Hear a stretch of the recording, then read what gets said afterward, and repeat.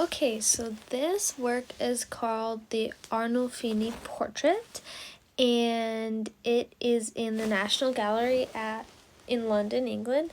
The artist responsible for the work is Jan van Eyck, and he's a Belgian artist. The medium is oil paint on oak, and the period of work is Renaissance.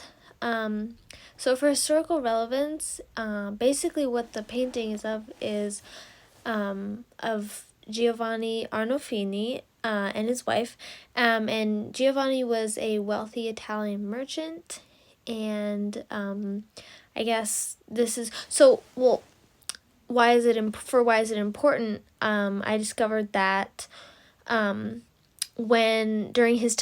Giovanni's time, portraits were for remembrance and prayer for the people who look at the paintings. So, like, when you look at this portrait, you're supposed to be like praying and think like for the souls of the people in it, which I feel like is kind of ironic because he's a rich Italian merchant. Like, why are we praying for him? But yeah, how long did it take to create? I couldn't find that information, but I feel like probably less than a year. Some defining characteristics of the work to me are, one, the mirror and the use of reflection. If you look really closely, you can actually see you can see them in that tiny little mirror at the back, which is really cool. And the dog, which I feel like barely looks like a dog. I just thought that was funny. My personal observation is that I really love all the details. It kind of makes me uncomfortable how detailed it is, but it just catches my eye.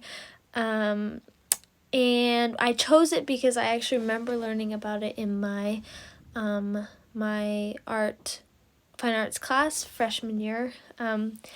And we talked so much about this painting, and so I was really like, oh my god, when I saw it in real life. Compared to other works from the period, I feel like it's way more detailed than the other Renaissance paintings. I don't know, it just feels like so realistic for its period. And then a fun fact that I actually remember from my art class way back when was that it looks like that woman is pregnant, but apparently that's just what the garment did to her body, her clothing. So, which is so silly because she literally has her hand on her stomach like she's pregnant, but apparently she wasn't pregnant. So, anyway.